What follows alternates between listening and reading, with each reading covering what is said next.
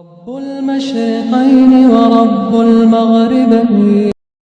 شفا تین چیزوں میں ہے: حجامہ کرنے والے کے کٹ میں، شہد پینے میں، آگ سے داغ لگانے میں، اور میں اپنی امت کو آگ سے داغ لگانے سے منع کرتا ہوں. اس کا مطلب یہ ہے ان چیزوں کے اندر فائدہ ہی فائدہ ہے. اس کا یہ مطلب نہیں کہ اس کے علاوہ کسی چیز میں شفا نہیں. اس کا مطلب یہ ہے کہ یہ چیزیں ٹاپ پر ہیں، سب سے زیادہ فائدہ دیتی ہیں. اگر یہ تینوں چیزیں موافق آ جائیں تو ان میں لازمی شفا ہوتی ہے. اگر یہ بیماری کے موافق نہ ہو تو ان سے فائدہ نہیں ہوتا. اس کی مثال تیر اندازی کی طرح، جیسے اگر آپ تیر مارے اور وہ نشانے پہ لگ جائے تو کیا ہوتا ہے؟ آپ کا شکار ہو گیا. اور اگر نشانے پہ نہیں لگا تو تیر ضائع ہو گیا اور شکار ہاتھ نہیں آیا. تو اسی طرح اگر انسان، ڈاکٹر جو ہے اس کی تشخیص صحیح ہو گئی، دوائی ٹھیک ڈوز میں اس نے دے دی، کیونکہ اس میں صرف یہ نہیں ہوتا نا کہ آپ نے شہد پینا ہے تو آپ ایک بوتل لے کے شہد پینا شروع کر دیں. کتنا پینا ہے، کس وقت پینا ہے، اور کب تک پینا ہے، یہ ساری چیزیں کون بتاتا ہے؟ جو طبیب ہوتا ہے وہ بتاتا ہے، ڈاکٹر بتاتا ہے. تو اس کے مطابق اگر اس کا سارا جو اس نے پروسیس بتایا کہ اتنا پینا ہے، پانی میں پینا ہے، دودھ میں پینا ہے، خالی چاٹنا ہے، صبح پینا ہے، رات کو پینا ہے، زخم پہ لگانا ہے، کیا کرنا ہے کیا نہیں، یہ ساری چیزیں جاننے کی بھی ضرورت ہوتی ہے. پھر اسی طرح کبھی دوائی بالکل مناسب ہوتی ہے لیکن کچھ اور قوتیں ایسی ہوتی ہیں کہ جو دوائی کو اثر نہیں کرنے دیتی. ایسی صورت میں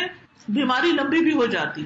انسان کو پھر کوشش جاری رکھنی چاہیے. بعض بیماریاں فوراً ٹھیک ہو جاتی ہیں اور بعض ایسی ہوتی ہیں جو ٹائم لیتی. تو تین مرحلے ہیں. سب سے پہلے حفاظت، پھر علاج، اور پھر تاخیر نہ کی جائے، کیونکہ بہت سی بیماریاں جب لیٹ کرتے نا تو پھر وہ ہاتھ سے نکل جاتا ہے معاملہ. اب یہ جو تین چیزیں بتائیں، فی شرطۃ محجم، سینگی لگوانے میں یا حجامہ کرانے میں، تو اس میں آپ دیکھیں کہ فسد کے ذریعے بھی خون نکالا جاتا ہے، صرف کٹ لگا کے. ایک ہوتا ہے سینگی لگوانا، یعنی دو تین طرح سے ہوتا ہے. ایک تو جس کو کہتے ہیں پچنے، پچ کہتے ہیں نا کسی چیز کے اندر سوراخ کرنے کو، وہ بلیڈ کے کٹ سے بھی لگتا ہے.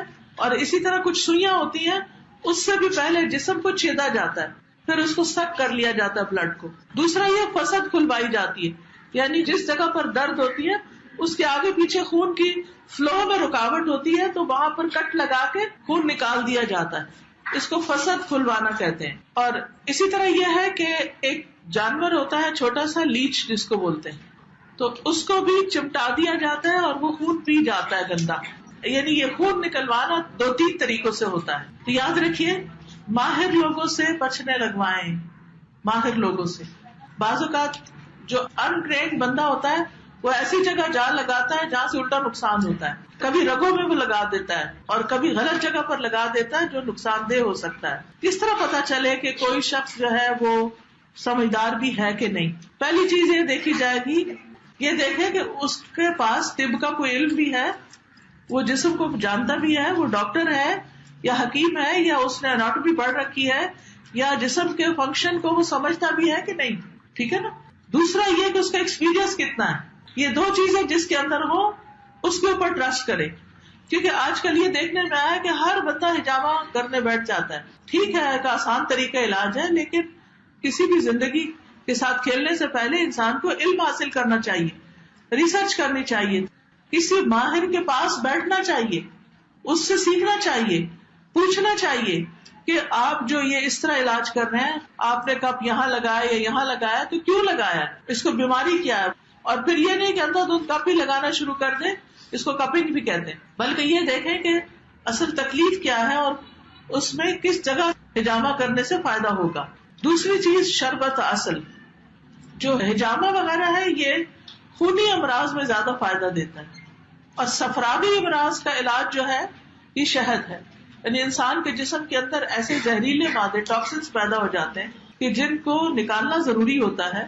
تو شہد صفراوی مادے، جو پیلے پیلے مادے ہوتے ہیں نا، آپ نے کبھی دیکھا ہوگا الٹی پیلی پیلی آ جاتی ہے یا اور اس طرح، تو ان کے لیے کہتے ہیں کہ شہد زیادہ بہتر ہے. اور کیّتن نارن جو ہے، اگر کسی طریقے سے فضول مادہ خارج نہیں ہو رہا تو آگ لگا کے اس کو جلا دیا جاتا ہے.